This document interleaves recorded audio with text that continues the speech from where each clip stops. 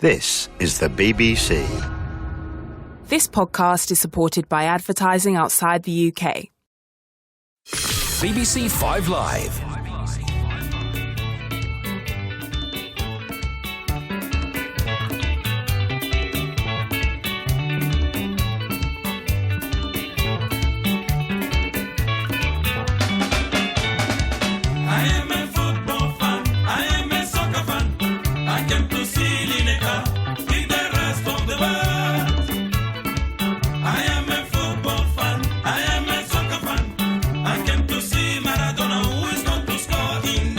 Real sounds of Africa to once again kick off our World Football Phone-In. And this morning we're talking football in America, North and South, and players from over there playing in our leagues.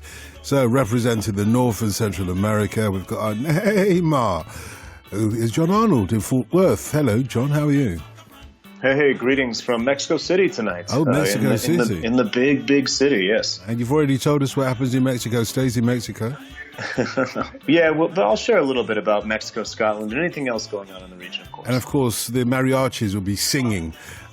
They didn't qualify, so they've come to Mexico City. Anyway, that laughter belongs to the Legentino Tim Vickery. You noticed him in Rio. You notice how John decided to stay away from that one because he's going to be meeting Scottish football fans later on.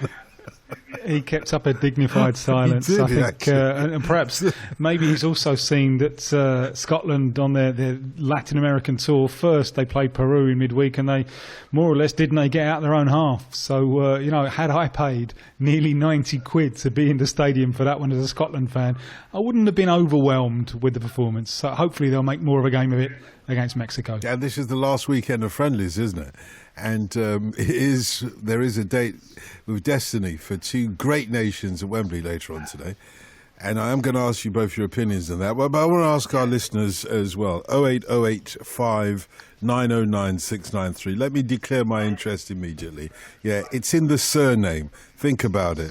08085 909 693. England versus Nigeria. Who's going to win? What do you think it's going to... What kind of a game is it going to be like? Tim first.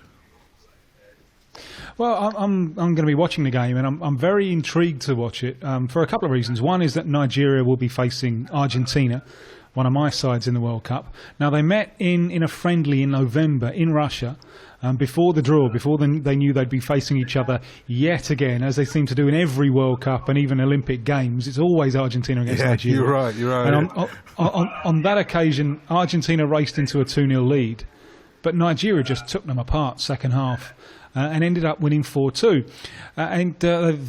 We saw there that they've got some pace and they've got some physicality up front.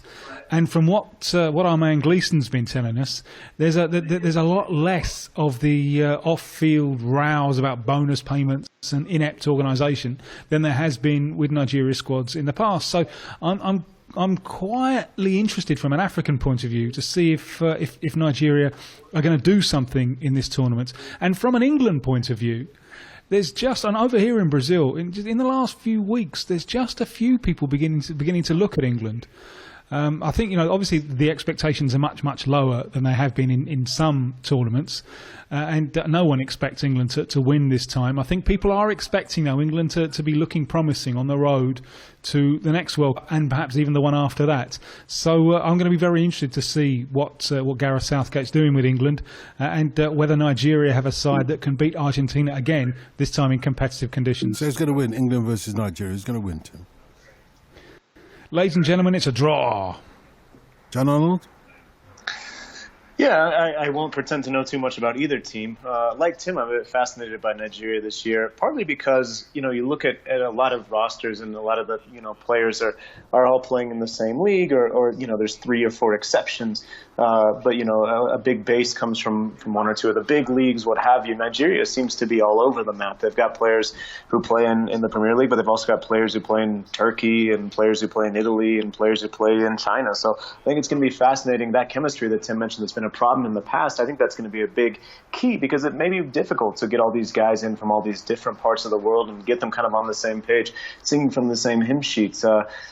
England, I think, like Tim, you look and there's kind of an up-and-coming vibe around the team maybe. A lot of young players who I think have a lot of promise, and Nigeria the same. So I think it should be a fun game, and I'll go for a draw as well. I pretty much always say whatever Tim says. I think it's usually pretty wise. Richard. Do Nigerians sing from a hymn sheet? How do they do it? Of course they do. Yeah, of course they do. Yeah. Always, yeah. Not the team, but the Nigerians amongst the spectators. The team don't sing from the same hymn sheet. Try to sucker you into the old singing thing, and you wouldn't have it. I've already done it tonight. I've already done it, actually. So there's still time. Richard in Oxford says, "Morning, guys. As a British-born Nigerian, I feel like Nigeria will win 2-1 against England later on today. My question for the panel, though, is what do you feel are the strengths and weaknesses of those teams in your areas, in your regions, going to the World Cup?" John first? Sorry, so just the general strengths and weaknesses of CONCACAF teams? Oh, of the teams that will be going to the World Cup from your region, which are Mexico, which other teams? Yeah, Mexico, Costa Rica, and Panama. Well, Panama's played, what are we at now, 4 games in 2018 and hasn't scored yet, so pretty easy to pinpoint the issue there. Their defense is relatively good and relatively experienced. Costa Rica, there's a goalkeeper named Keylor Navas who plays for Real Madrid and kind of helped them make history in the last World Cup. He's still there. He's still in top form. I think he's the key. And for Mexico, well, it's actually a little bit of an interesting one because they're a team that has a lot of talent, a lot of players playing in Europe, more players that are based in Europe than ever before for a Mexican national team.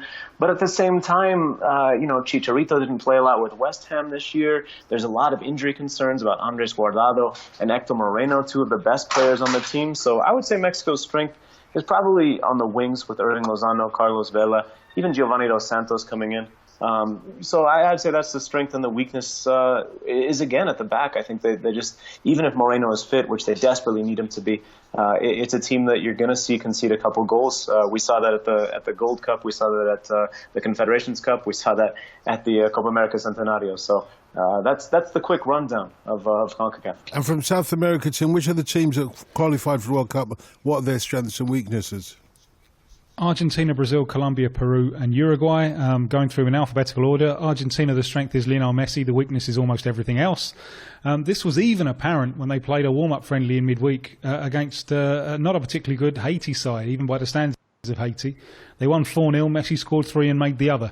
That the coach now, he really has to use this time to get a coherent team around Messi. He's not going to be able to suddenly magic wonderful fullbacks and centre-backs and perhaps a goalkeeper as well. Argentina will be fascinating in both penalty areas. Brazil, I think, are the strongest team to come from South America. They're justifiably in the 4 favourites. They've got a wonderful coach, a good idea of play, and some terrific individual talent. Weaknesses, well, maybe the space behind the fullbacks, and that we'll see what happens to their temperament under pressure, if that 7-1 is still preying, and if Neymar will be undone by his own petulance. Colombia, this drew 0-0 against Egypt a few hours ago, and perhaps the scoreline betrayed that they had the overwhelming majority of the game, but couldn't put the ball into the back of the net. The strength, I think, is James Rodriguez, who loves playing for Colombia because he's important and he can carry out a number of roles. The weaknesses, perhaps, is the build-up play involving the forward Falcao Garcia, who's great front to goal, but doesn't really get particularly involved in the build-up, and sometimes they can be a little laboured. Peru, well, their strength at the moment is the confidence that they're taking. They've just broke against Scotland. They broke their own historical record for number of games unbeaten. So they're going to the World Cup full of confidence, but the obvious weakness is a lack of experience at this level, and I'm worried about them defending in the air as well. And Uruguay have really renewed their team with a terrific midfield. They've got that defensive unit with the Diego Godin. They've got one of the great strike partnerships of Suarez and Cavani. And the reason that a lot of people are making them dark horses is suddenly, just over the last few months, they've promoted players from their under-20 team, and they've got a really good ball-playing midfield. The potential weakness is are these young players ready? That they've looked very good in friendlies, and they played a cup tournament in China when they beat the Czech Republic and they beat Wales. Can they reproduce that form under the spotlight of the World Cup? If so, possible dark horses. If not, then they will disappoint. Will your own petulance let you down, John Arnold? It usually does. I thought so. Jonathan is with us in Montreal. Hello, Jonathan. How are you? Yes, hello, Dotton. Thank you so much for having me on. And I just want to, first and foremost, I'd like to say that it's nice that the greatest team in London is back in the Premier League. As a long-time suffering cottager, it's just nice that Fulham is back in the big time. So I just wanted to start off with that. Yeah, they were partying like it was 1999. I was like, it's 2018, guys. Come on. Get with the program. And so, anyways, my question for the experts actually is related to the sport of baseball. I'm a very big baseball fan as well as being a big football fan. And recently in Major League Baseball, the Los Angeles Angels have signed a player by the name of Shohei Ohtani from the Nippon Professional Baseball League. And Shohei Ohtani is both a pitcher and a hitter. He excels in both disciplines. And this is the first time that a player has done as such since the great Bambino Babe Ruth. So it got me thinking along the lines of football and trying to make a comparison between the sports. And it got me thinking that this would be equivalent, essentially, to a player who both excelled at being a keeper and also playing another position on the pitch. And so because I think when you become a keeper, you have to focus on certain areas which other players, like let's say a holding midfielder, will not have to focus on. So it got me questioning, are there any such players in the history or currently in either of the experts' regions who actually has played both keeper and another position throughout his career? I thought initially I thought of Rogério Ceni with Sao Paulo, and he was a prolific goal scorer, as we all know. But correct me if I'm wrong, I do not believe that he actually played any other position for his career with Sao Paulo outside of being a keeper. So that is that's my question. And let's just be clear, you don't mean players who are good with their feet and their hands, because, you know, we could bring in Thierry Henry and other players that the Irish might appreciate if we brought in. Do you know what I mean? Within the rules, within the laws of the game. I get you. So Tim first of all, then Tim. Well, when you started off with the question, John, the name that was just instantly came to my mind was John Charles, the great Welshman who was a star for Juventus in the 50s, because he excelled at both centre forward and centre half, often in the same game. But then you put it one back from centre half to keeper. I don't want to tread on John's toes, so I'll leave him Jorge Campos, the great Mexican. But there's one example that comes out, and that's Pelé. Now, he didn't really have many opportunities to prove it, but he was a fantastic goalkeeper as well. And the Brazil coach was once asked, who's your best striker? Well, it's Pelé. Who's your best midfielder? Pelé. Who's your best goalkeeper? Well, it's Pelé. He was just a fantastic goalkeeper as well, you know. But it's that's complete nuts. Yeah, his son had a career as a goalkeeper, although not a particularly good career, but he was good enough to be a pro. I saw, this is going back 2 or 3 years, there's a Brazilian midfielder come striker who nearly made the World Cup squad, a fellow called Diego Souza, who is currently with Sao Paulo. He's been around a few Brazilian clubs, played a little bit in Portugal, and I think and he had to go in goal during one game because they'd made all their substitutions, and the keeper got injured, and he was fantastic. And so often, when you see that situation, it can be genuinely amusing. So I remember the Colombian who played for Fulham. The Colombian who played for Fulham. It all links back to Craven Cottage. Hugo Rodallega. I remember him having to go in goal once for Colombia in a Copa America, and he didn't like it. He really didn't look very comfortable at all. In fact, he just looked ridiculous in the jersey.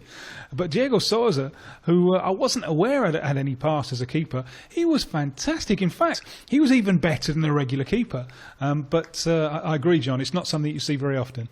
Yeah, and thanks a lot for the call, by the way, Jonathan. But what about from your region, as it were, John Arnold? Yeah, there's the case of Jorge Campos, the perhaps best known as a Mexico goalkeeper who wore outrageously colorful goalkeeping shirts and kits. And it was no surprise maybe that his style was as wild as it was. He, came off his line. Maybe maybe not the original sweeper keeper, but definitely was sort of an early protege, I think. He started his career at Pumas. He was sort of in the system.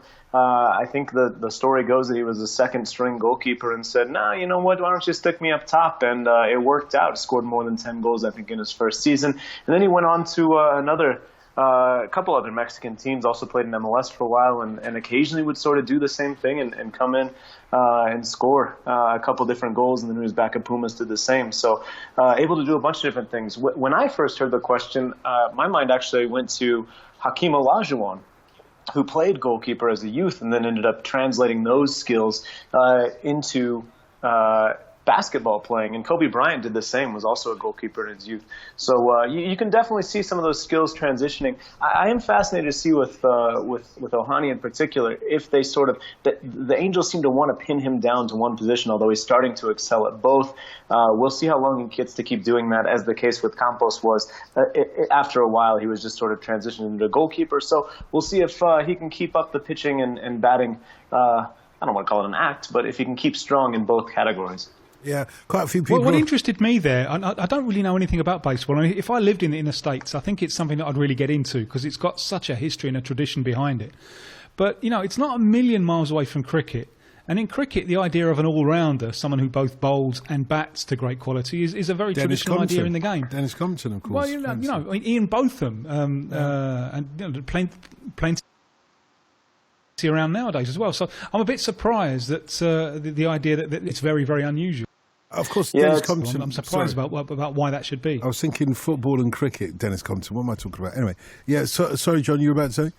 Well, just it's very rare. I think that especially now in the modern game of baseball, you have to be so specialized. I think especially in the lower ranks, university or high school, you certainly have players doing both. But then once you get to that level, you have to be so good to make it to the major leagues. It's not like football where there's another 100 leagues you could go to if you crash out of one. There's the league here. There's the league in Japan. There's a Korean league that's okay. And then after that, the quality really falls off. A few Latin American leagues that only take place during the winter. So I think it's just about having to be so specialized and become so good at the one thing that you do to have any chance to make it to the major leagues. But there are a fair number of players who do both in the lower divisions. Okay, there's a couple of people who've already tweeted about World Cup kits. Feargal says it's looking like it's going to be a vintage year for World Cup kit manufacturers, and I think when you hear this story you'll understand why in a moment or two. But also Anand in New Delhi says, do you think the Nigerian jersey will make them go blur on the field against England? Okay, well, the reason that we're talking about that is because although Nigeria still has this date with destiny with England later on today at Wembley, they are favourites in terms of new kits for the World Cup in Russia. 3 million people pre-ordered replica shirts according to the Nigerian Football Federation, so we're in the lead in that respect, Nigeria that is. Shoppers queued outside Nike's flagship store in London, for example, in Oxford Circus yesterday to try to get their hands on one of these shirts. Drake Ramberg is a design operations manager at Nike and designed football kits during the 90s for clubs including Nigeria and Arsenal. Drake, hello. Hey, how are you doing? Very well, thank you very much. We've also got with us Denny Vent, who's the author of 70s soccer novel Hooper's Revolution and the new editor of the American Football magazine Howler. Hello, Denny. Hello, thanks for having us. It's a pleasure. Drake, what are the do's and don'ts of designing a football shirt? Oh, you're speaking to two Americans here, so you're talking soccer, right? No, just kidding. We us Yanks over here. Yellow cars. Exactly. Yeah, both Denny and I have played football throughout our lives, so we know the game. But the do's and don'ts, I would say, know the club and respect the club's heritage, and protect that legacy. You show up with a kit that's all wrong color, wrong things you're emphasizing. The fans are going to know it, the players are going to know it, and it's going to be an embarrassment for your brand that you're designing for. Look, we have got an American with us, John Arnold, who is in Mexico City tonight. He's usually in Fort Worth. And we've got Tim Vickery, the Legendino, down in South America as well. So, gentlemen, feel free to come in on this. But I would ask you first, Denny, if I may, when Drake says wrong colour, well, how can you have a wrong colour for a football team when they want an away kit, for example? How can it be the wrong colour? Unless, I suppose, it's the colour of their rivals, which might not go down too well. Exactly. Yeah, that can happen as well. Over the years, in the I think it was the '94 World Cup, Brazil wore an Umbro kit that looked good, but it wasn't exactly the right yellow, and you could kind of tell. I heard you guys talking about baseball recently. There was a little bit of fuss this year in the NBA about the Lakers yellow. Is it exactly right? So you can get just the wrong shade, not so much even the wrong color, and alienate people pretty quickly. It's we're all pretty picky about the color being exactly right. So it isn't a matter of doing maroon when you ought to do red. It's more a matter of, do you get the shade right? And like Drake said, really respect what the club has built over the years. I suppose, Drake, as well, that it's got to be a colour that is visible to your players. There's a lot of superstition amongst football teams in terms of colours, kits and so on, which I suppose is why a lot of the teams going to the World Cup in Russia have gone vintage to the years where their kits were the most successful. But I know that when England had a grey kit, people asked questions about whether it was visible enough on the pitch. Are there any colours that don't work for the pace and I don't know, the cadence of football or not? Well, I don't know. I mean, it all depends on whether you're ultra-conservative, whether your fans are really conservative, whether the ownership is conservative, or you have certain clubs that, you're not going to mess with any of their colors, and then you have other clubs that, will let you, go a little bit wilder and stuff. As far as on the field, on the pitch, when we brought Dortmund kit, we first brought out the neon yellow in the early 90s. That was pretty radical, and I think a lot of people didn't think that was appropriate maybe. And then we did a change kit of a black one. And again, that was kind of pretty radical because that meant the referees had to change to a different color, an alternate strip. And so, when you can push it, and you're trying to just kind of represent the club, but you're also trying to sell shirts and have some fun with the game. Pink never seems to work on a football team. I mean, pink and yellow as well. Yellow as well seems to be odd ones. Who's that laughing? Is that you, John? Yeah. Yeah. But it's true, isn't it? When you have a team come out in pink for some reason, I don't know what the reason is. It just seems wrong, doesn't it? Yeah. I mean, unless it's We're a gonna have to really disagree about established yellow, brand. Yeah. Okay, we'll come on to yellow in a second, Tim. Your particular version of Nothing yellow. wrong with yellow. As we've already heard, there's a particular version of yellow that you guys go for. So what was that you said, John? Well, I was just going to ask a question. I hope I have time before the news. Is that okay? Yeah, absolutely. So we talk about how a lot of teams are going vintage, and Drake, I have to think it must be a very tempting device to use. There was an MLS throwback that was recently unveiled that fans say, oh, I liked that. I liked that better than what we're doing now. As someone who thinks about these things and designs these things, how do you balance that sort of emotion of nostalgia that connects us and that we see that kit and say, that takes me back, with the need to also keep doing something new, as you mentioned, to sell shirts? That's something that you have to do, and to keep giving the club a new identity.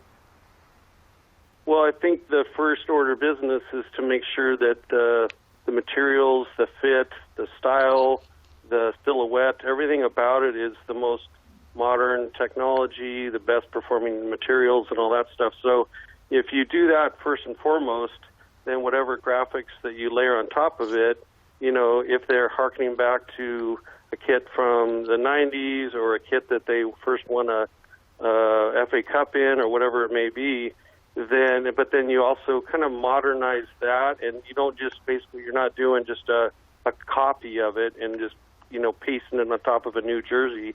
You should always try to, we're not doing throwbacks. We're doing like a modern take on something that is familiar to people. I mean, you've seen the England training top. Okay, it harkens back to a kit from the past, but it's not a direct knockoff or replica of it. Such a fascinating conversation. And with your permission, gentlemen, will you stay with us till after the news to talk about this some more? Sure, love to. Yeah, Denny, we'll come back to you in a minute. Drake will come back to you in a minute. And I'll ask our listeners as well to contribute your thoughts on the best kit ever. Which is your favourite kit from your collection or otherwise? And if you could send us a picture of it, then do take a picture with your phone and text it to 85058. We'd love to hear from you. Yeah, we've got the Legendino in Rio. We've got the Neymar in Mexico City, taking care of North, South and Central American football and players from over there playing in our leagues for our World Football Phone in this morning.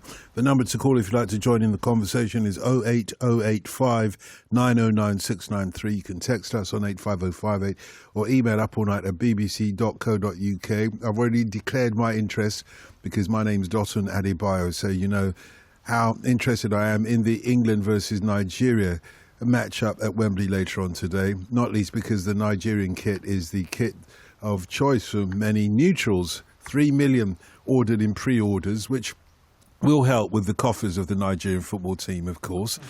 Denny Vent is here. He's the author of the novel Hooper's Revolution and also the editor of the American football magazine Howler. We've got Drake Ramberg with us, who's a design operations manager at Nike, designs football kits for clubs, including Nigeria and Arsenal. And we've had a lot of conversations about the footballers that can do both, like Babe Ruth did in baseball, footballers who can be goalkeepers and be outfield players as well. Julian Dix, great defender and keeper when West Ham had a goalkeeper sent off. He would always put the jersey on. I seem to remember that. Mark, thanks for that as well. Glenn Hoddle apparently played in goal for Spurs in an FA Cup replay against Man United after Milja Aleksic was injured, says Roberto in Bracknell. Do you remember that, Tim? I do, yes. I think it was at United, if I'm not mistaken. He didn't take to the manor born. Oh, okay. So you lost basically. How about? I can't remember the scoreline, but I just remember he looked very uncomfortable there. Yeah, of course you would as well. If you had stuck in his little goal. If you had somebody aiming the ball at you, you'd feel uncomfortable as well. If you had our defence in front of you, you'd feel very uncomfortable. Yeah, of course you would. How about Curtis Woodhouse? He was a decent footballer. Then he took up boxing and certainly stopped a few. Then, oh well, I get it. And there was another joke as well about Pope John Paul II, of course, because he was a goalkeeper and he also was very good at crosses. Apparently. This is what I hear. This is what I was saying. Oh, yes. Yeah, okay. So let's talk, Denny, we're talking about football kits. And Tim, we're coming on to Tim's yellow in a second because he wants to defend the yellow jersey, not necessarily the shorts, which puts me on to the question of why Brazil's kit, which seems incongruous, these blue shorts, a certain shade of blue, certain shade of yellow, why it works. Why is that the most iconic, I suppose, of all football national jerseys and kits? Well, I'm afraid the answer is I'm not going to sound particularly intelligent here, but it's because they win. Simplicity gets so much credit. But even in America, if you ask people what's a great baseball uniform, they say, well, the Yankees and the Red Sox, and they just talk about teams that win.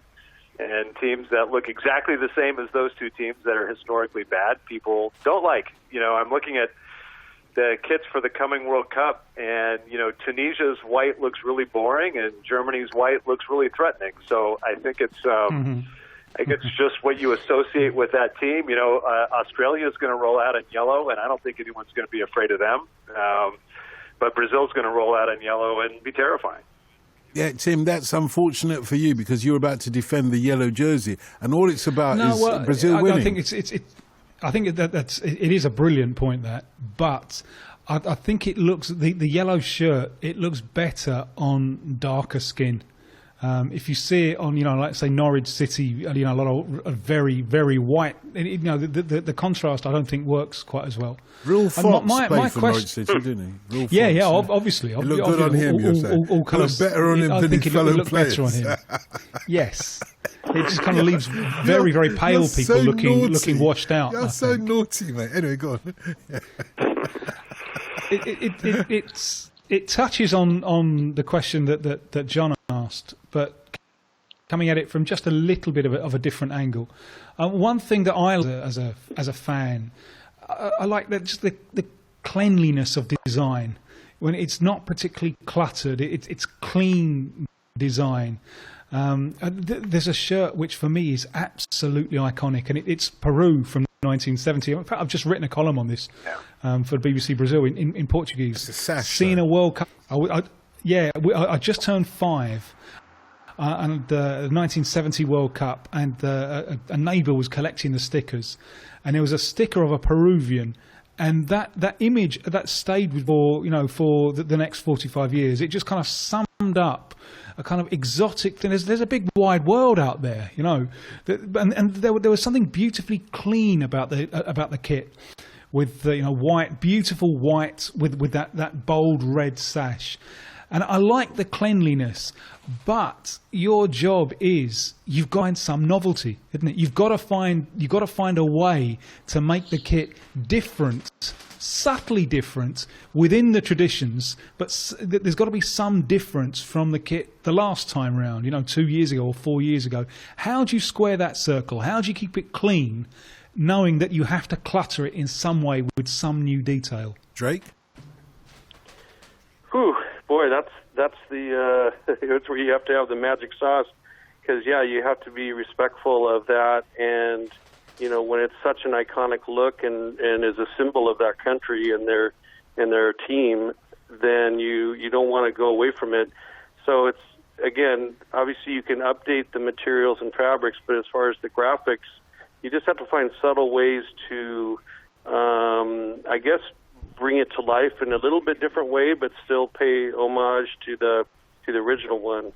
But it is really a tricky proposition, because if it's a beloved kit and a beloved look, it's a dangerous area. What oftentimes happens is we do something crazy on the alt kit.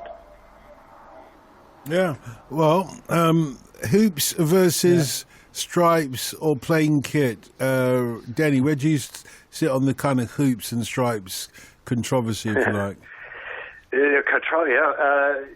Drake and I, this is the gamble you've taken by getting a couple Americans who can remember all the way back to the 70s, because we were both raised on North American Soccer League kits. So by the time I really understood the game, I already thought that striped sleeves and the Tampa Bay Rowdies and the Fort Lauderdale Strikers were what a soccer team ought to look like. I just think you've got to take a gamble, show some character. You don't need to be bizarre or offensive, but a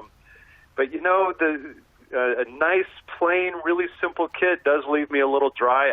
I'd like to second the Peru kit. That's such a beautiful example of taking something nice and clean and just knowing that you've got to do something to set yourself apart.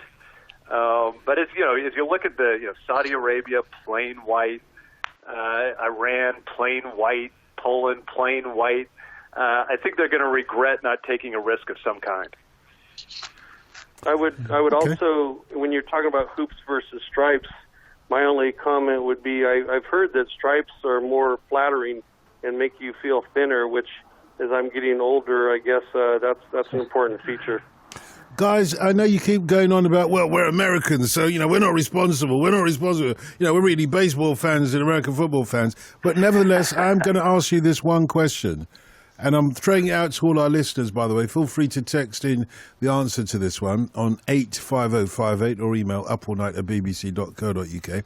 If you're bad and brave and bold, then give me a call on 0808 5909 693. I'll get it right one of these days. 0808 5909 693. The question is simply this.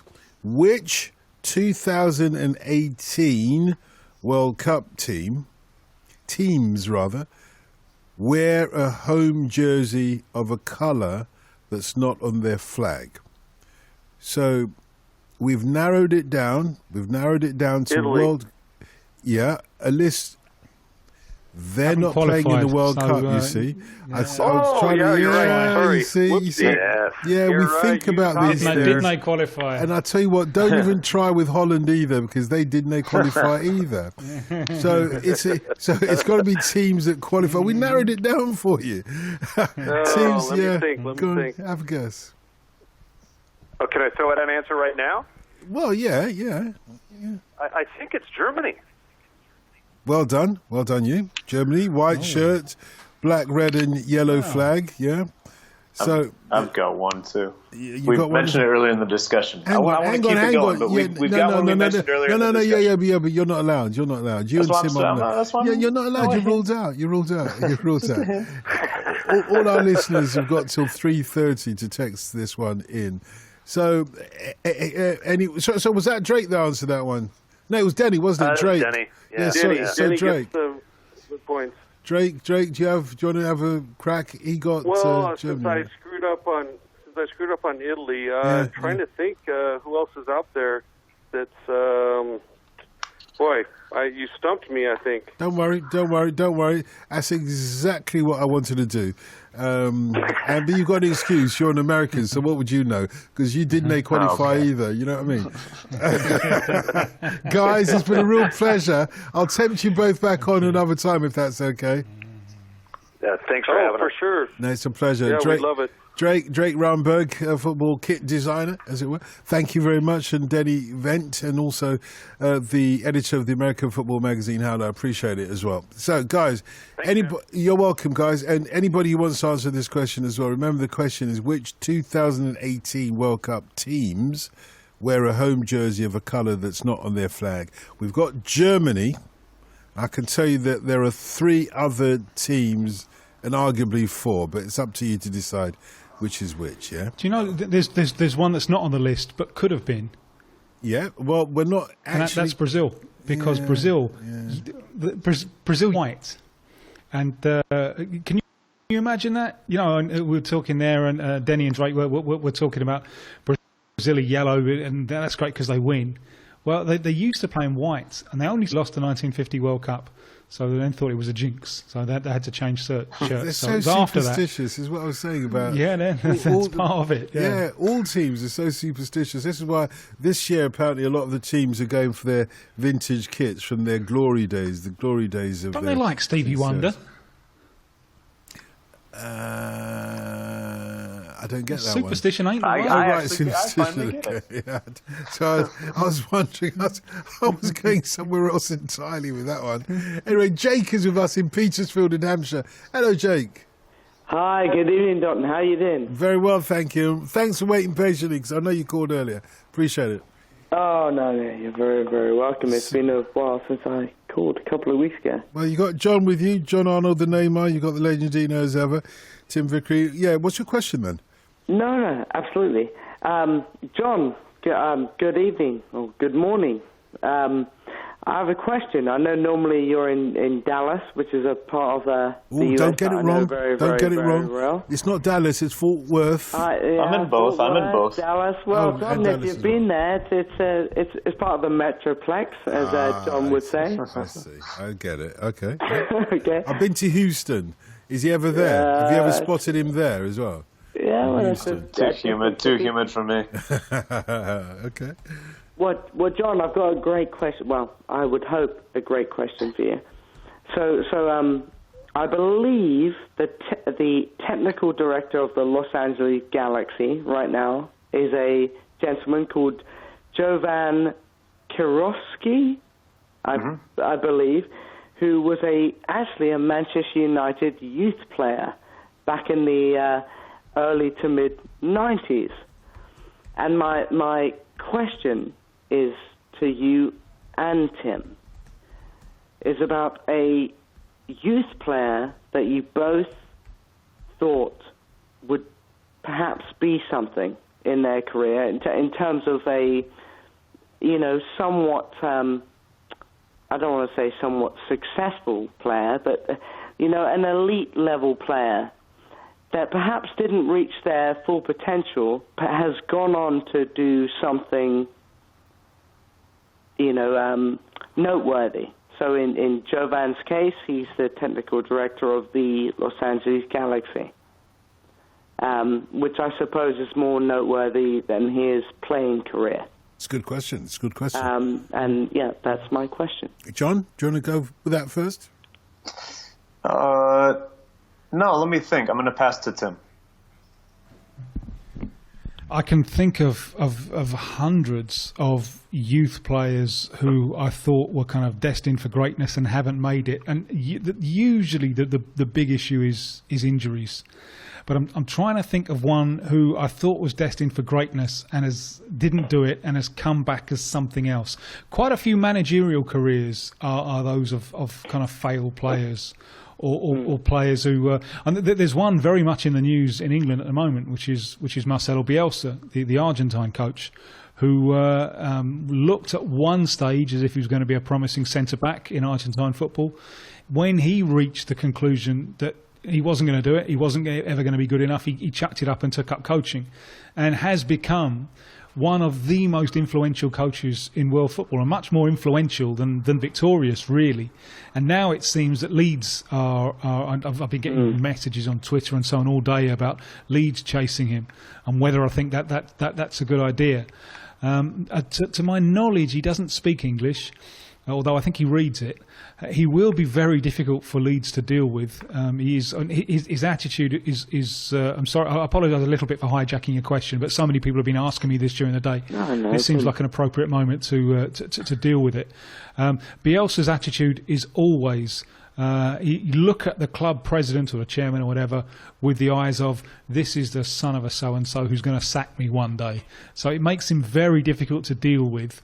I just have a little question mark about whether his time has passed, whether the concepts that he's put into practice in football have now been taken up so widely that, you know, he was ahead of one revolution and maybe at the back of the next one. So those are my worries with Bielsa, but it would be absolutely fascinating, and hopefully I've given John some thinking time, and then he can give me some thinking time if I can think of anyone who more appropriately answers the question. Yeah, I love the question. I mean, you look at Karofsky, and I think too. I could be wrong, but I think he's still the only American to win the Champions League. Did so with Borussia Dortmund. I think he played like one game during that tournament, or maybe two. But yeah, you still get the ring, I guess. I don't know what they give exactly to each player, the medal.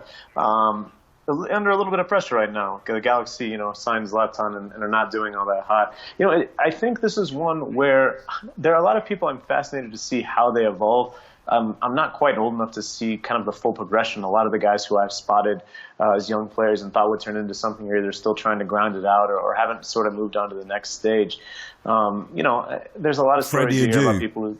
Well, I mean, yeah, but he's still playing. I mean, no, that's what I'm saying. He hasn't moved on to the next stage. And Freddie and I are the same age, so it's difficult to find someone who I've been tracking for a long time that's sort of thrown in the towel. So I love the question, and he is a very interesting figure, Jovan Karofsky, but I'm not sure I have a really adequate answer. Do you have any in mind yourself, Jake? Yeah, not particularly. I mean, I'm a Manchester United fan, and I remember playing up. You guys have brought up many occasions on the World Football Phone-In about a football management game, and the first one I ever played, Jovan was a Manchester United player.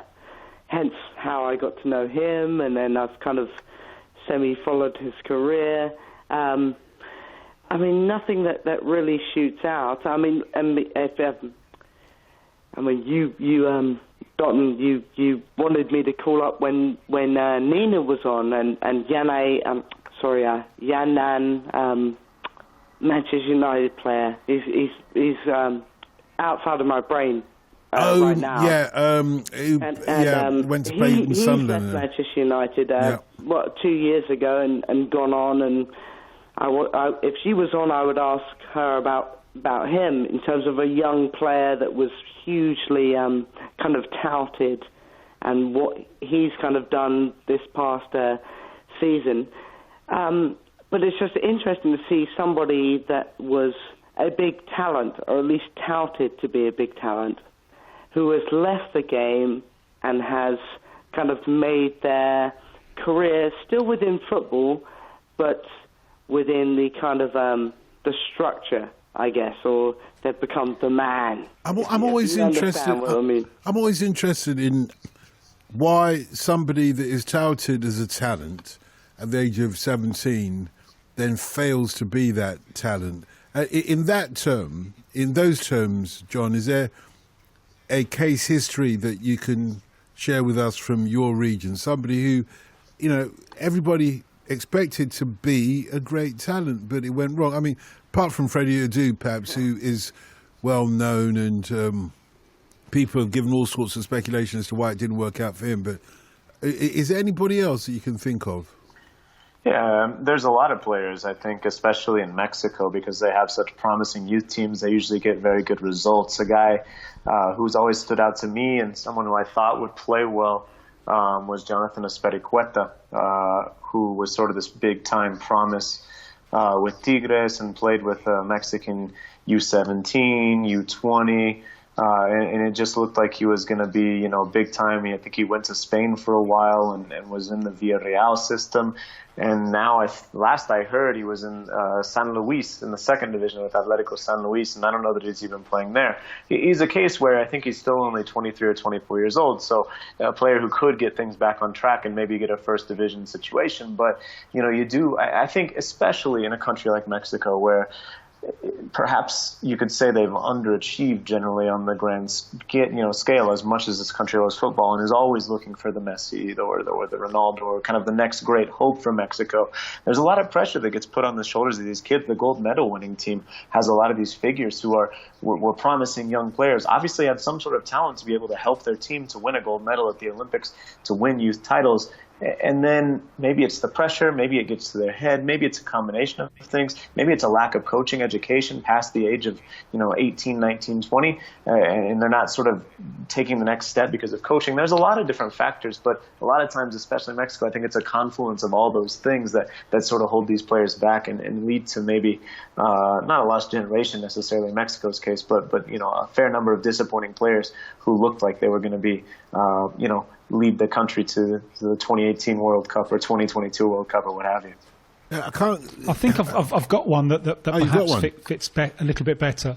And that's one that Newcastle fans may remember. An Argentine midfielder called Christian Bacedas, who was at Newcastle in I think more or less the turn of the century. I remember seeing him in Argentina in early 1996, and he was playing for a very good club side at the time, Vélez Sarsfield.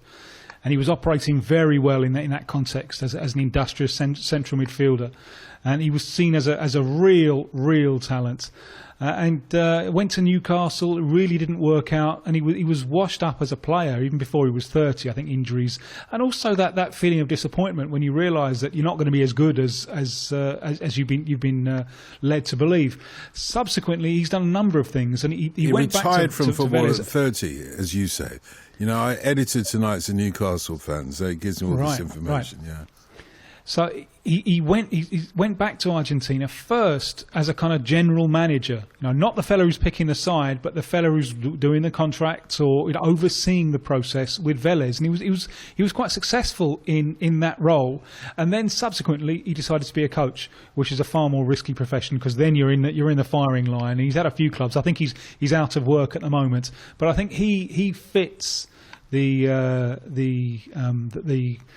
idea of being it's a question that I've always bottled asking, with one exception.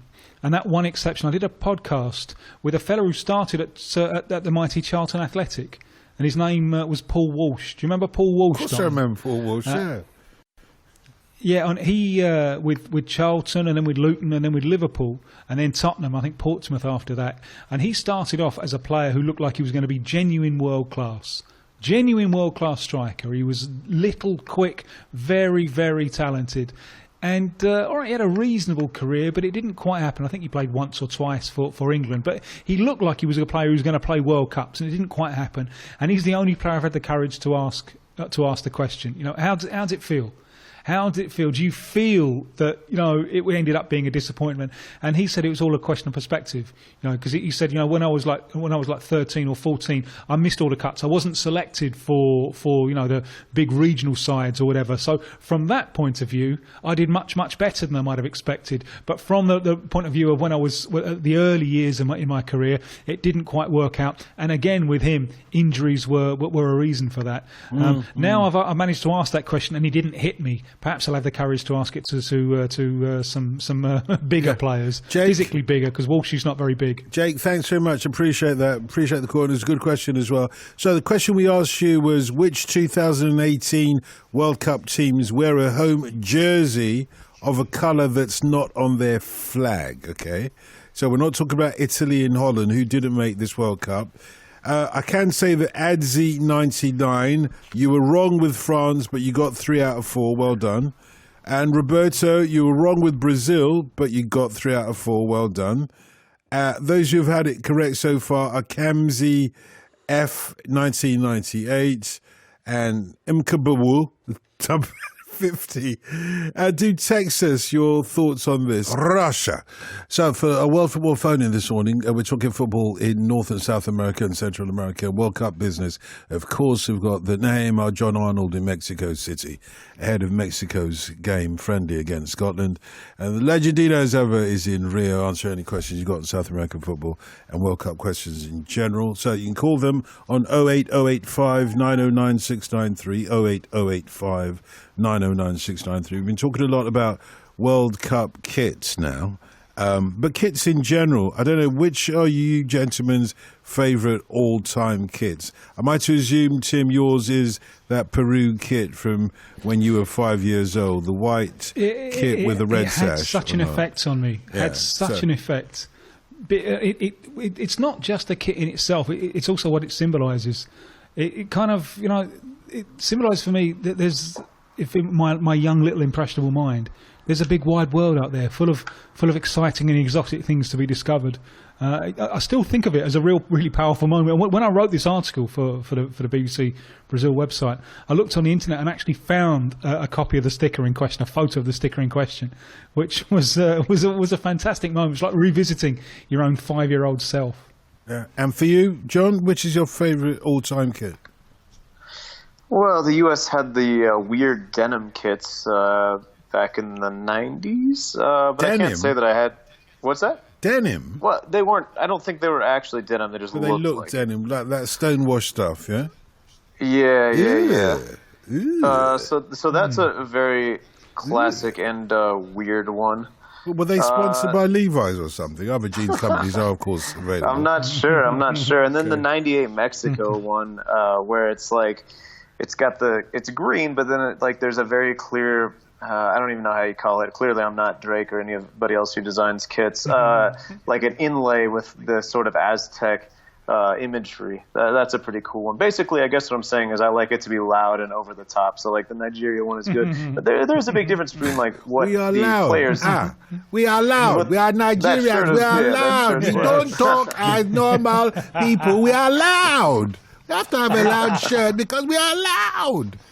I like it. No, but I do have to say that there's a difference. We talked about stripes versus hoops and which one would be more flattering. There's a big difference between the players are wearing them and they're all in great shape and for the most part they look good, and the fans. Sometimes there's a shirt that looks great on the players and not so on the fans. I think they're both of my favorites, and maybe this year's Nigeria, we'll see. I bet you could pull it off, Dotton, but we'll see how it looks. I'll tell you what I can't pull off is a Nigerian accent in front of a genuine Nigerian, because the other day, literally yesterday, I was doing my Nigerian accent for this woman who's over here till tomorrow. I think she's flying off later on today, and she said, please stop it, you sound like one of those people that have never been to Nigeria in their lives doing a Nigerian accent. I'm like, what? Everybody in the World Football phone loves it and thinks they can't distinguish me from a genuine die-in-the-wool Nigerian. Anyway, we've got Everton in Birmingham with us. Good morning, Everton. How are you? Yeah, it's just cool, man. You're good. All night, you don't find an excuse to sing anything. What's wrong with you? Me have excuse to sing, man. What do you mean? You're just not ready. Ready, me not ready. You know, everything is everything. You know that. See there? All right, listen, question. Yeah. All right, if you can imagine. There are more questions than answers. See it there? Yeah, you see it there? Right, I don't even hang up yet. Yeah, no, put your hand up. Oh, I can't think of one to go with that. But All yeah, right. go on. Okay, question. If you can imagine, like a team, Eusebio, Best, Pele, Garincha, Charlton, Massapus, McNeil, a team like that. I don't know if you remember Harry Enfield sketch about Arsenal playing a team from like back in the day, years ago. I don't know if you remember that sketch. I don't remember it. I just remember loads of money. Slosh, bosh, loads of money. Yeah, but question is, a team like that, playing a team today by today's rules, what would be the result? How would they get on? Which team would have more problems, issues? And if the same two teams were playing a game back in the 60s with their rules, their regulations, the way they played, no substitutes, if you suffer concussion, you come back on the pitch, business like that. How would two teams, one from back in the 60s, back in the day, playing today, do by today's rules and vice versa? That's such a good question. So, John Arnold, imagine there's no heaven. It's easy if you try. No hell. You said I shouldn't. Did you not say, Everton, that I should sing? You said it. Yeah, well, who's objecting? Well, Okay. is anybody in the studio objecting? It sounded like you were in pain. It sounded like you were in pain as I was saying, no hell below us. So, John, imagine then that this is a team from the 60s and 70s and they've only got one reserve, which seems almost improbable in today's terms. There's only one reserve, and guess what? He's got the number 12 shirt. Yeah, a game playing today and a game, same two teams back in the day. And you've been hacked, but you've already had a substitution, so you have to carry on playing with one leg. So who would win the game? The team playing today, and or who those would teams? cope better? Yeah, and those teams of great players that Everton mentioned, who would cope better as well? Well, I'd love to see George Best's or Eric Cantona's face whenever you go to VAR. I think that would be quite interesting to see the reaction there.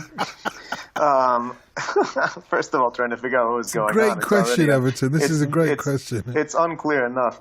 Listen, I like the wrinkle of you having to play by the rules, because I think that today's players are certainly used to a certain...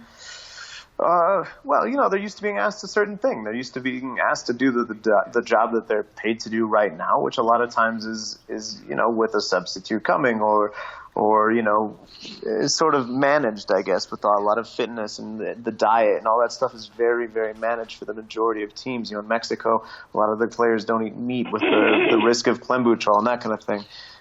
With that said, I still think the modern team almost certainly would do pretty well, would win the modern game. I think that now athletes are just, as I mentioned, everything is managed, everything is so much, we know so much more about the body now. Our tactics have advanced quite a bit. I don't know that, I think that we've sort of advanced, and, Tim even mentions Bielsa and then people going on from Bielsa.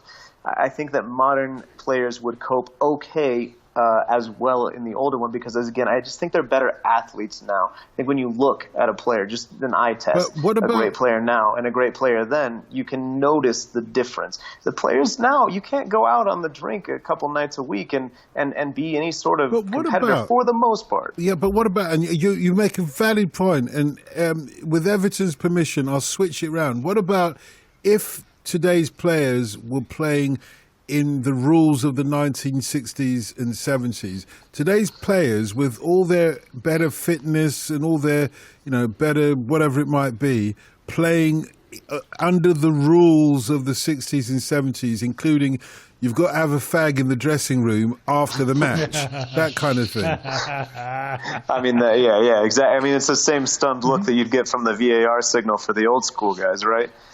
No, I mean, I think that's, it's fun to talk about, but even then, I still give the edge to the modern guys, and maybe that's just youth speaking, but I just think that, that everyone's able to keep themselves in such good shape and is so committed. If you say maybe, they're not as committed, then I think, yeah, sure, some of the great players of lore would still hold up, absolutely, and still do. You look at some of these highlight videos, grainy though they may be, and you can still have your mouth open and be impressed and enjoy what's happening. And, you talk to them now, and many of the greats will say, they're nothing today. I was better in my day. I'm just not sure that's true. I think a lot of it is tinted with the nostalgia that we were mentioning. I'm not convinced, Tim. I'm not convinced. Only when you think about all the parameters, remember, they're not playing with those bedroom slippers that they play with now. They're playing with proper hobnail boots, hobnail steel toe cap if necessary, boots. On terrible pitches. Exactly. They play also, remember on terrible pitches. Yeah. I remember seeing Glenn Hoddle once talk about the goal that Maradona scored in '86 against England, the second one, and saying it was just impossible. What looks now to be outstanding but possible because we see Messi do it, Hoddle was saying on the pitch, on the standard of pitch that they were playing in, it just wasn't possible, and he was still able to do it.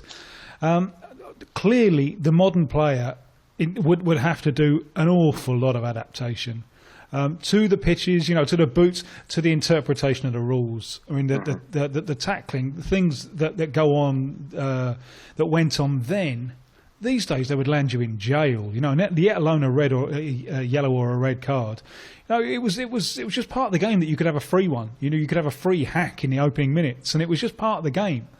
You wonder how there weren't more injuries, and I think the main reason that there weren't more injuries is that the physical intensity of the game wasn't anywhere near what it is now, and this is where I'm with John.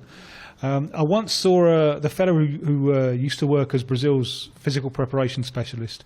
I saw him give a lecture, and he said between the mid-70s and the mid-90s, the average distance run on a football field by a player doubled. And since then, it has increased still further. It had increased from 5 kilometres to 10 kilometres. Now you get players running 12 and 13 kilometres. Now that's a game changer. That changes the amount of time that you have to make decisions, and it changes the game. And the old style players would have a lot of adaptation to do to cope with the intensity of the modern game. So I think the modern players would win.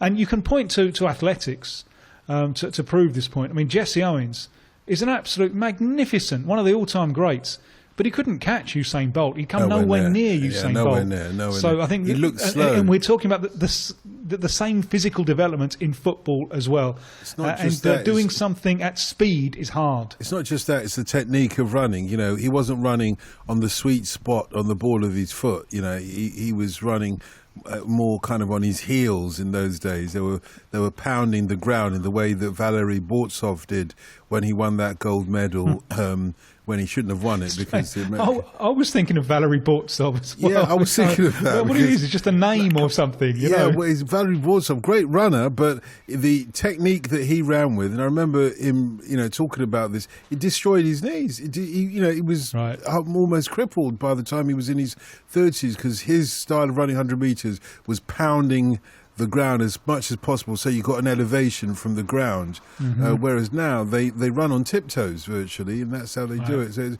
technique's very different from the days of Jesse Owens. But great points you both make. Lots and lots of texts and emails. I will rattle through them, I promise you. And Everton, thanks a lot for the call. Let's go to Joe in Cincinnati, in Ohio, though, in the United States. Hello, Joe. How are you? Good. How are you?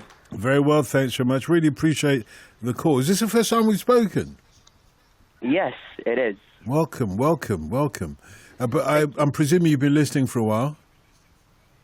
Yes, that would be correct. Actually, it's funny that you mentioned that. I wanted to just give a quick shout-out to the person who introduced me to the World Football Phone, and actually his name is Olmi. And we went to college together, and we're both pretty avid football fans, soccer fans, and so I just wanted to give a shout out to him, because he's the one who introduced me to the show, and I've been listening for, 5 years. 5 years? That is some freebie. You've been listening for 5 years without calling. Yeah, sorry. And Omi's been listening for longer, and he's not even called yet. I know. Omi, give us a call. So you can give a big shout out to Joe for giving you a big shout out. That's the least you could do. Yeah.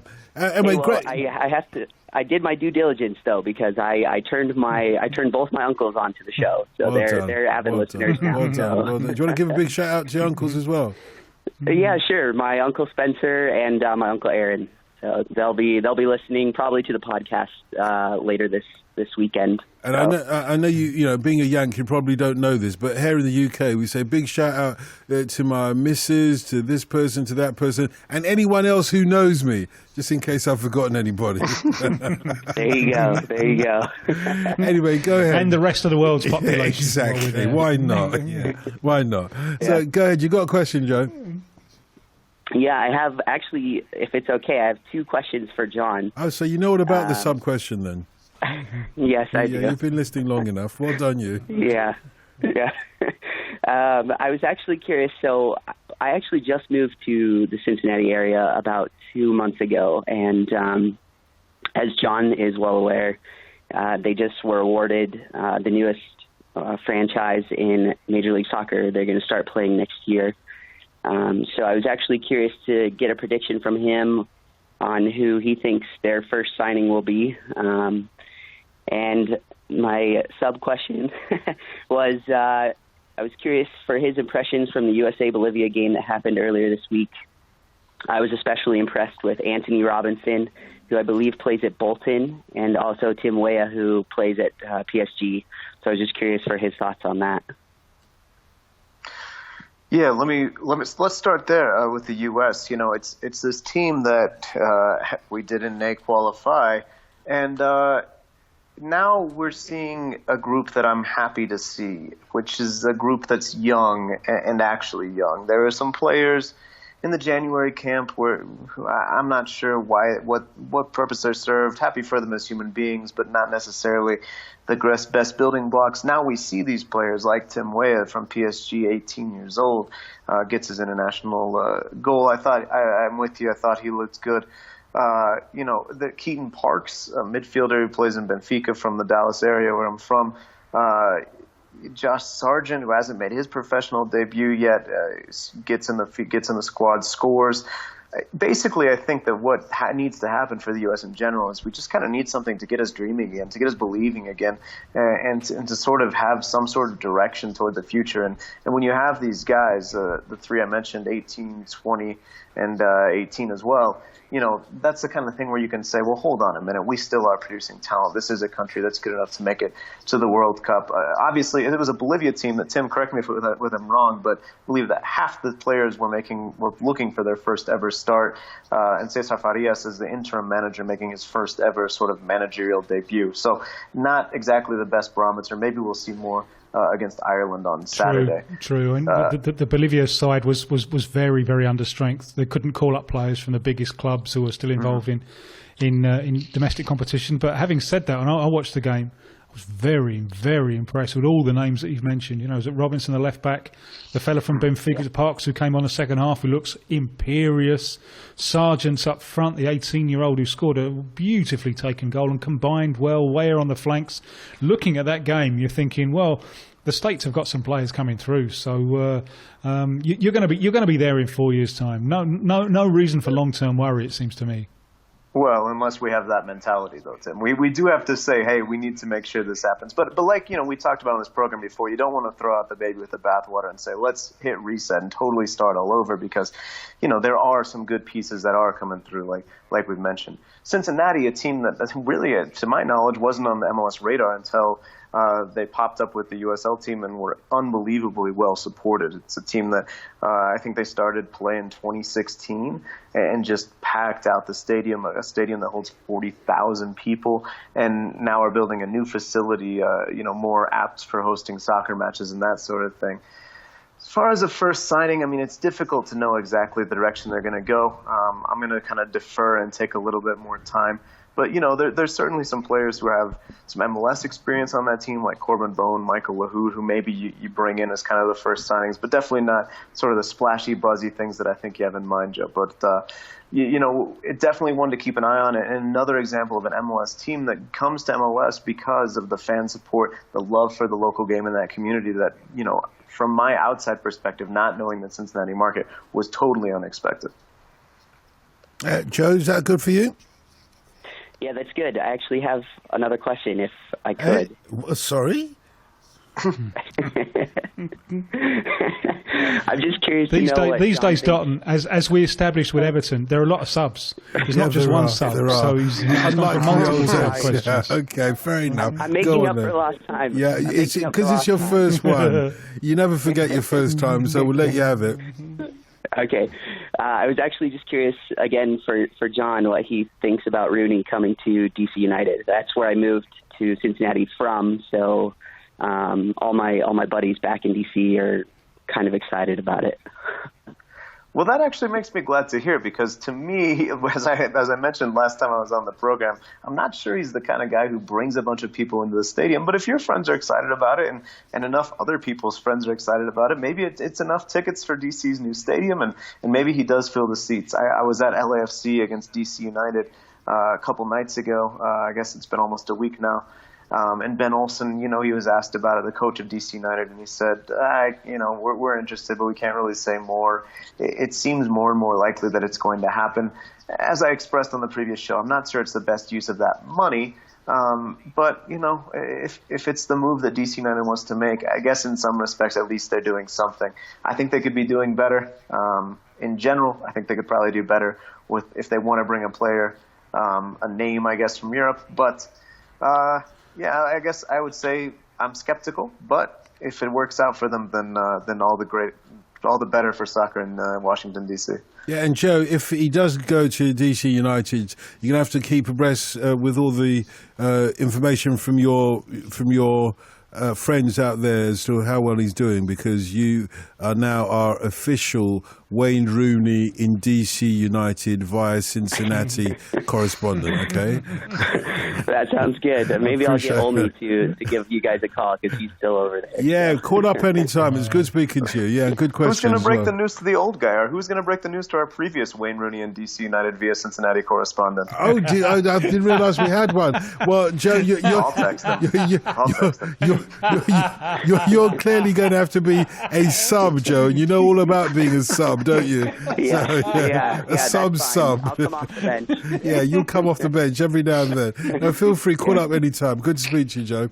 All the best. All right, thank you. Can we carry on with the program now, Joe? Is that okay? Or do you have another sub-question? No, that's fine. That's fine. I actually heard rumors, though. I heard rumors that there was somebody walking through the streets of London with one of the new Nigeria jerseys, and it says Polka Dotin on the back. I'm glad to hear that. You know who that is. That's my shirt name, apparently. Yeah, thank you for that, Joe. You will be surprised about the people that listen to World Football Phone-In. On Twitter, I'm now Polka Dot officially, and I didn't even realise. Anyway, this is from Thomas, who says, could you ask Tim and John the following question? Which player or players in your regions were famous for becoming a playing legend for a club, but had been a supporter of their fierce rivals as a child? So they became famous as playing legends for a club that they didn't support when they were kids. In fact, they supported the fierce rivals to the club that they were legends for. And he suggested Jamie Carragher as one person, for example, and perhaps even Kenny Dalglish. Right? I didn't realise that himself. I didn't realise that myself. But maybe that might be a little bit of a wind up. But you never know. So let's leave that aside, just in case it's not the case. But are there any players from your regions who supported the rival team to the one that they became famous with? Can you think of anybody over in South America, Tim? Yeah, and it happens all the time. Brazilian media just did a really good thing about this. It was the keeper of Palmeiras, Jailton. He comes from a family of Palmeiras' big rivals, Corinthians, and his mum is just a crazy Corinthians fan. So they went along to the game, to the derby game, with his mum, who is managing to do two things at the same time. She's cheering for her son, but hoping he conceives lots of goals because she's a supporter of Corinthians. But there is a serious side to this, actually, in that now with social media and so on, when players begin to make it, that they'll often employ someone to go through all of their old Twitter accounts, deleting the posts that show them supporting a particular side because they might be playing for the rivals. And if the photo comes out of so and so who's playing for Vasco, who grew up as a Flamengo fan, the fans can really turn on him, and it's not pleasant. It's really nasty. So there's a horrible side to this, because everyone got into the game supporting some club, but it could be as a professional that destiny takes you elsewhere, and there's nothing wrong with that. And just very quickly, John, what was yours?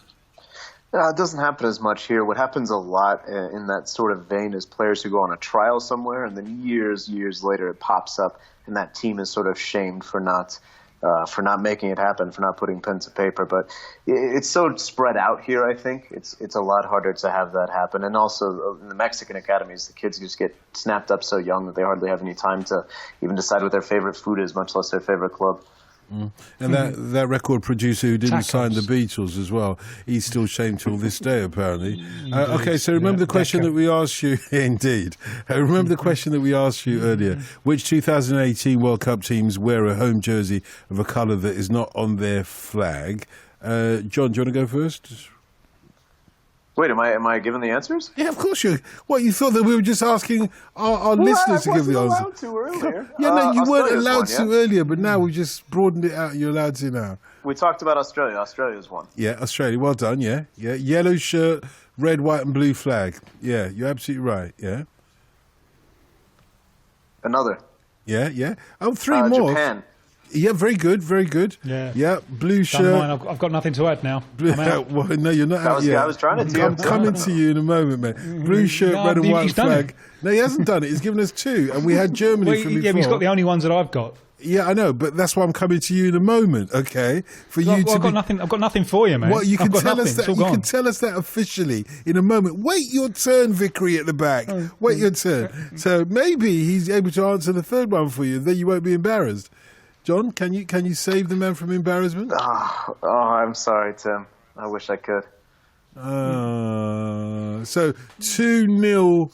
Then is it to Mr. Arnold? Is it, Tim? Or you got first digs. If you didn't come to me, I said Australia and Japan. Clear referee. It doesn't work like that. This is one of the most biased refereeing performances in the history of refereeing. Talk about bias. Somebody's got to kick off the match, okay? So we tossed a coin here and you lost. So you got first dibs. Now your turn. So there's one more team. We've got Germany, Japan and Australia. Oh, there's arguably two more teams. So it could be a draw because, strictly speaking, John didn't get Germany. It was our previous guest that got Germany. So he's got two.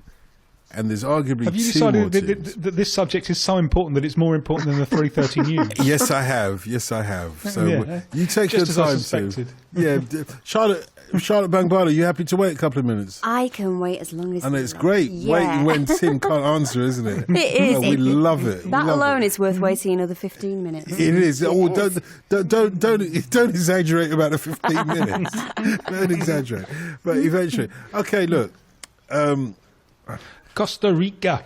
No. How could you get Costa Rica? No, I just said it because I wanted to say Costa Rica. Really. Costa Rica. It was gratuitous, Costa Rica. Frankly. Costa Rica. If you're doing it the Chris Waddle way. Costa Rica. So no, it's not Costa Rica. Well, we got to go with Africa. Is there any African ones? Yeah. Africa, Right continent. Go on, have a guess. Have a guess. It's not Egypt, is it? Don't ask like that. Just tell us which one it is. Senegal. Well done. Yeah. Okay, and which is the other one? Which is the other one that's arguably a team that has a jersey that is arguably not the same colour as their shirt? It's in your region. Don't know. You're going to have to put me out my misery. Have you ever heard Otherwise of a we'll country? never get the news. I know. Have you ever heard of a country called Uruguay? Yeah, there's sky blue there, isn't there? Sky blue There's the shirt, dark blue, white and yellow flag. I said arguably. I said arguably, okay. didn't I? Yeah. You couldn't even get that one. They won the World Cup twice. You couldn't even get that one, Tim. They're in your region. You couldn't even get that one. Well, it's kind of blue and white in the flag and blue and white on the shirt. So I think I'm going to... Can we take that to arbitration? As long as it doesn't go to the Court of Arbitration for Sport, because as seen with the Paulo Guerrero thing, the Court of Arbitration for Sport should be forced to wear clown shirts and clown shoes and funny little noses. So as long as it doesn't go to them, I think it should go to arbitration. Another 22 minutes of this morning's World Football Phone-In to go. So we're talking football in South America, Central America, North America, the Caribbean, and also players from over there playing in our leagues, and of course answering any questions that you have on the World Cup as well, the footballing international tournament that we're going to be consumed with. 12 days to go, and there will be some special World Football phone-ins throughout. I've been booked and signed up and locked down, and I'm told that I'll get a run out every single night over the course of the World Cup. How about you, Tim? Have we signed you up yet? Can we afford you? Yeah, we're in. I think intense negotiations have taken place. Okay, gosh, this could last forever, you know. Intense negotiations don't get round up in 12 days, do they? Not the kind of thing that we're just waiting for that Real Madrid clause to be enacted. Yeah, Apart from that, you know, I think we're safe. And your agent, you know, is he getting 70 or 80% of whatever your fee might be? 70 or 80% of diddly squat ends up to being the same thing. How about you, John? Have we signed you up? Have we signed you up at least? Yep.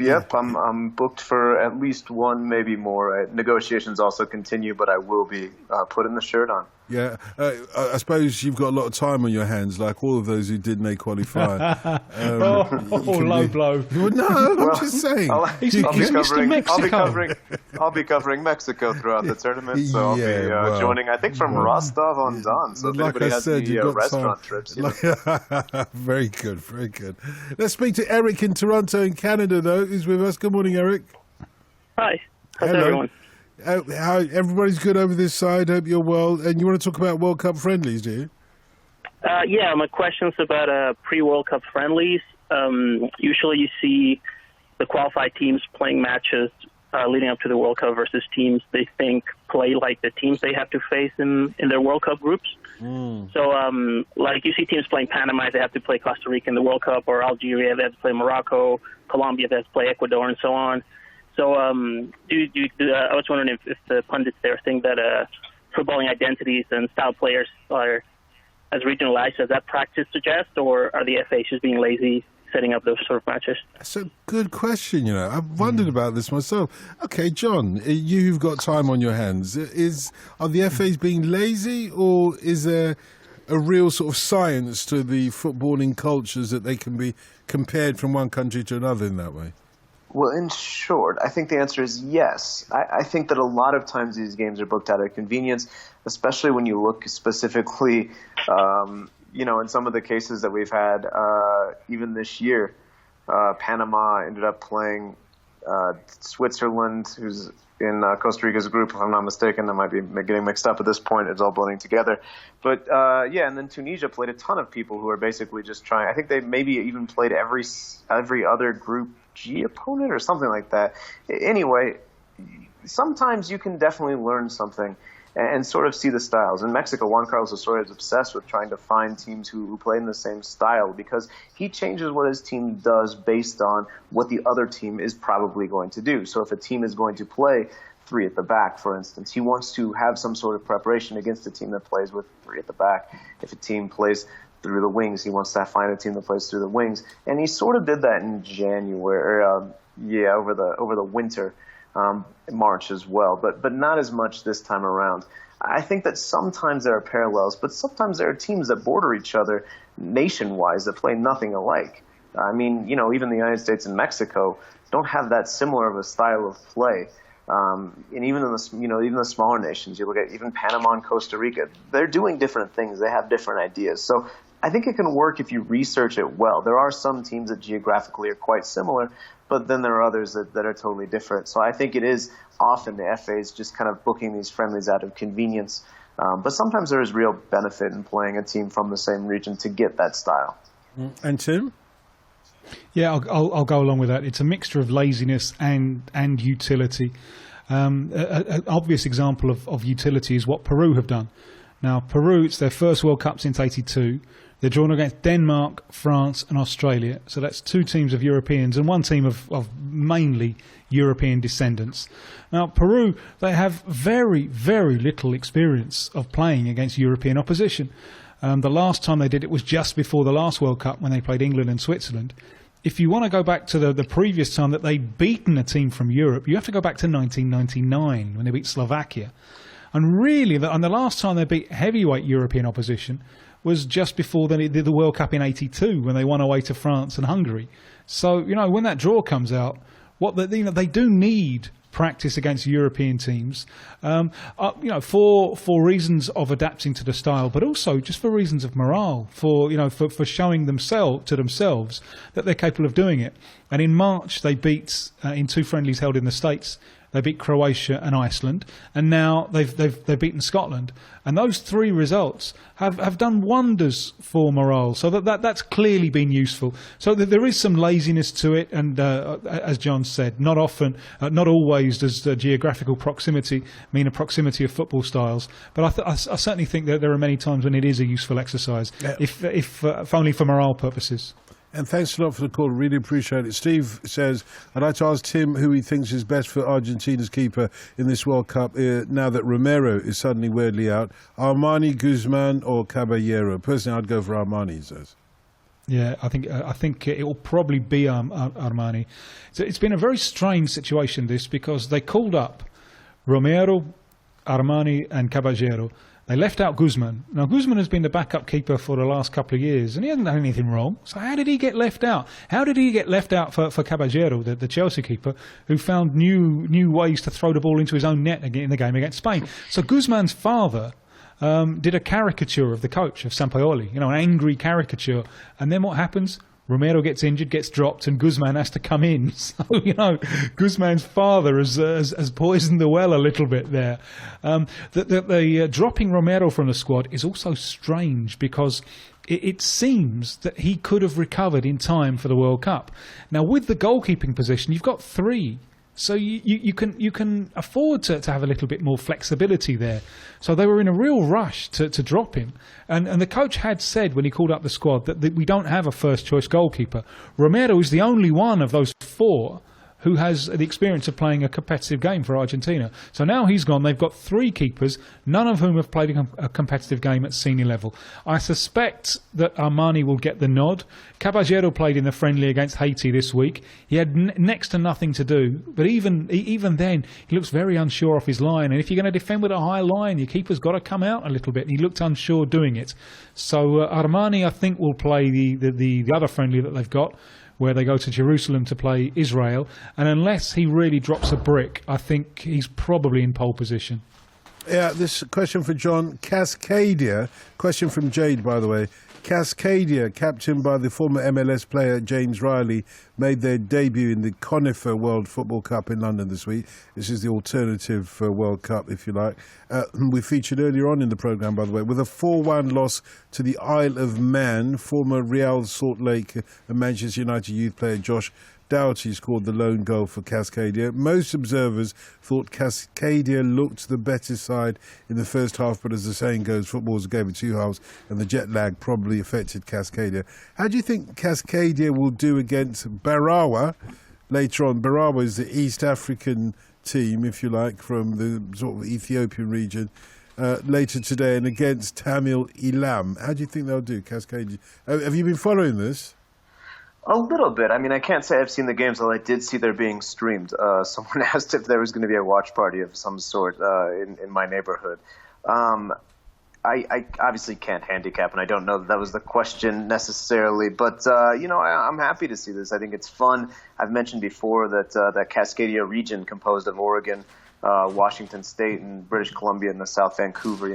That's sort of where the passion, some of the most passionate clubs for MLS have been. So it's been fun to watch things grow there, and I think this is only another example of it. So I wish them the best, and Cascadia till I die, I say. Jade from Seattle, unsurprisingly, asked that question. Bill in Jersey City says, many football fans in America bemoan the lack of promotion and relegation in Major League Soccer, but now it appears that Mexico Liga MX is following suit, and the champion of the Mexican second division will not be promoted to the Primera next season. Why is that? Well, money. Basically, the Liga MX structure is sort of, look, I think they're trying to do away with relegation because who wants it? If you're an owner, why would you want to have your investment immediately devalued, right? I think they're looking north and seeing, hey, MLS is growing without this. Why do we need it? The team that qualified was basically ruled out on a sort of a technicality that they didn't have enough seats in their stadium by like 6,000. It was something kind of ridiculous. And then the team that really should have been sent down, Lobos Buap, it's already a bad system because it's over your last 6 tournament that the most recently relegated team only has 2 to pick from. So if you get promoted and you don't hit the ground running, you're going to get sent back down like Lobos Buap did. But they were allowed to make a payment to stay in the top league. There's 18 teams in the league. Now they're saying they're going to expand to 20, and it's going to be based on these factors that don't seem to have anything to do with sports necessarily. They don't have anything to do with what's happening on the field. Really, to me, it seems like a pretty brazen cash grab, essentially, for the owners, trying to make sure that their investments are protected. They're saying it's just a hiatus of 2 years, and that in 2 years' time, when it's 20 teams, everything will go back to normal, and there will be a team promoted and a team relegated. I am very skeptical and don't think that's going to happen because, again, if you realize, hey, I don't have to do anything. If my team finishes last, I still get to make all this money. Why would you sort of sign that away, I guess? It's sort of, I think it's another situation where you're probably not going to have promotion relegation.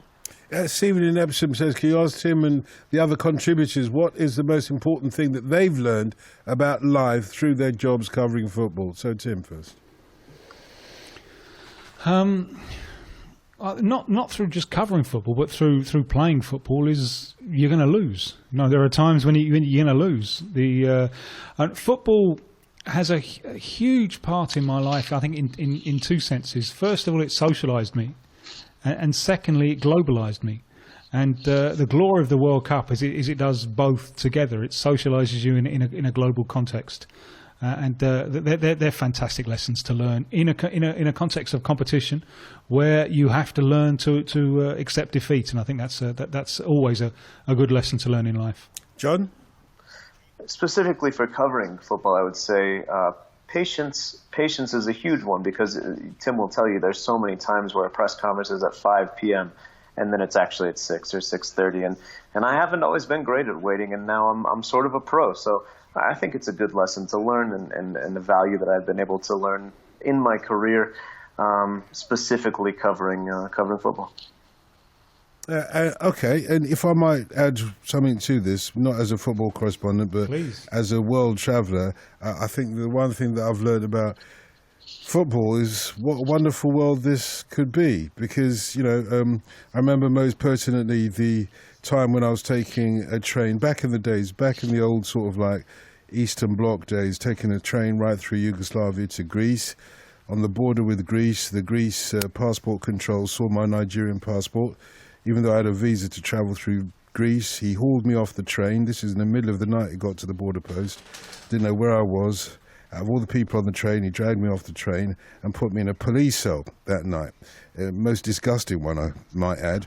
And the next morning, there was a change in the shift, and a new person came on as head of that border post, and he asked the others, why have you put the Mavro? Mavro means a black person in Greek. Why have you put the Mavro in the jail cell? And I knew a little bit of Greek because I grew up in Little Cyprus in North London.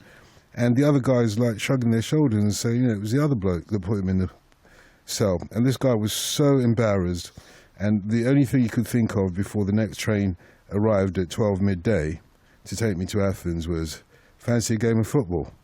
And it's the international language. He got all all the guards at the border post to come and play football.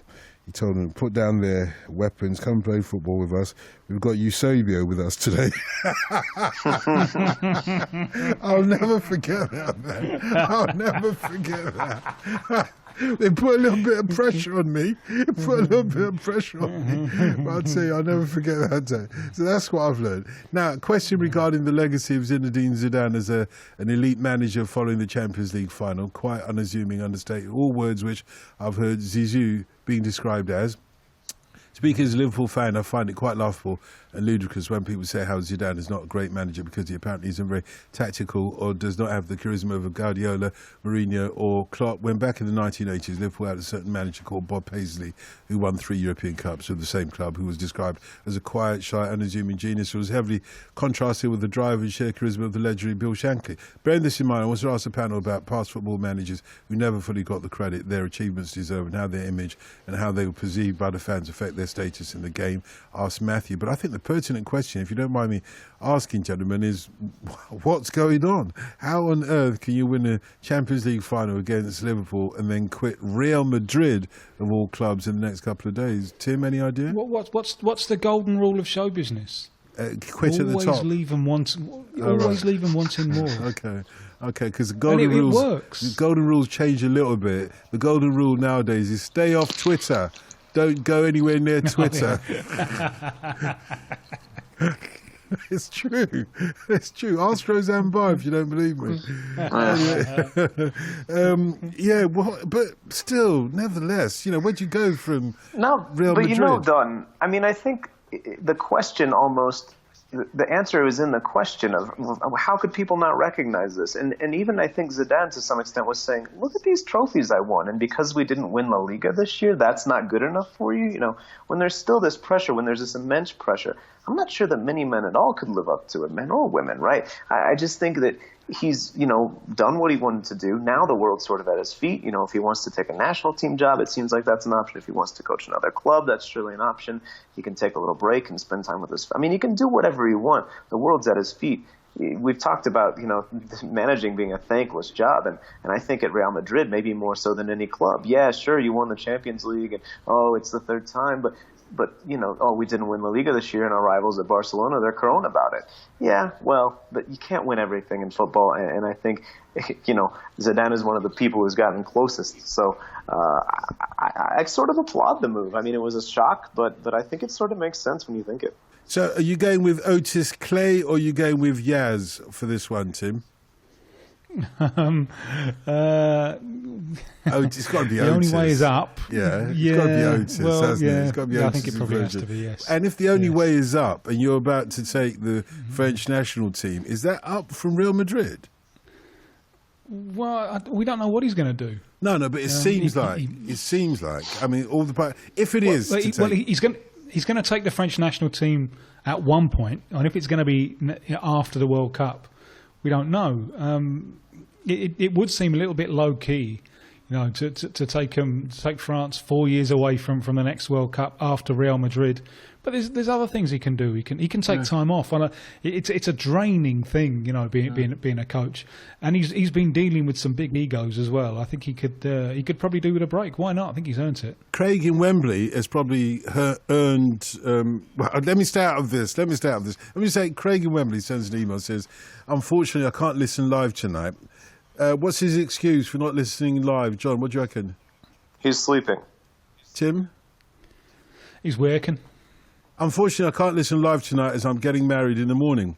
I'm getting married in the morning. Sorry, he's not getting married right now. No, there's no better remedy for pre-wedding night nerves. I'm sorry, Wayne. I can't understand. We don't like that. I was worried about the fact that he had time to email on the eve of his wedding day. Anyway, but you're right. The hard line, according to John Arnold, is, hey, mate, you're not getting married right now, so what's your excuse? Anyway, with that in mind, can you tell me about and this I love, this is a bit you got to listen to, Kev. With that in mind, can you tell me about some one-club players in your region and their story? I think we know what it means. John, any ideas? One-club players, like one women men or one men women? That kind of thing. Love you forever. Meghan Markle, Prince Harry, Duke and Duchess of Sussex as they are now. Any kind of stories like that, you know, you see Meghan Markle and you think, forget all my flames of the past, you know, and Marie's the name of his latest flame. Yeah, I appreciate you giving me some time there, but I'm still. How much time? Okay, I'll sing the whole tune. A very old friend went by today, and he was telling everyone in town that he had the love that he has found, and Marie's the name of his latest flame. Any more? Any wiser? Oh man, well, I don't know. It's tough because MLS is so young. I'm gonna have to sing another verse. John, just tell him to return to sender. It's the only language he understands. Oh, I like it. Yeah, I will do, but I don't want to sing another one because people all over the world are cussing John for not being able to answer and giving me the opportunity to sing. How about you, Tim? Are you going to get cussed as well? Can you come up with something? Well, no, I don't think so. No, I mean we mentioned him earlier on about goalkeepers, but Rogerio Ceni, who was the goalkeeper who holds the record for the most goals scored. And he was in goal for Sao Paulo for over 20 years. He had a fantastic commitment to one team. And he's a fella who speaks languages, could have moved abroad, and would have enjoyed the experience, but he loved playing for Sao Paulo. The club even burned him really because it was his first coaching job, and they weren't very patient with him at all. So he's now coaching another side, Fortaleza at the other end of Brazil, and doing very well. It's his first football experience since he was a kid outside Sao Paulo. So that's a real love affair, and it's increasingly rare because the players who are talented are yanked away from their club of origin at ever earlier age. I've got 50 seconds, so if you're not going to say anything, John, I might as well say, I gave a letter to the postman. He put it Are we supposed to do the but Of course you are. Of course you are. Okay, I'm coming to that. Give me a moment. I know you can. Give me a moment. Bright early next morning, he brought my letter back. You wrote upon it. Return to sender. Address unknown. No, so you're going too fast. Number. You're not giving me the time for the but ups. Hey, listen, we can't go on like this. No, we're not going to. You had your opportunity. We've run out of time. You had your opportunity. I begged you. You wouldn't answer. John, thanks very much. Tim, many thanks. Thanks to everybody who took part in tonight's World Football Phone-In. BBC 5 Live.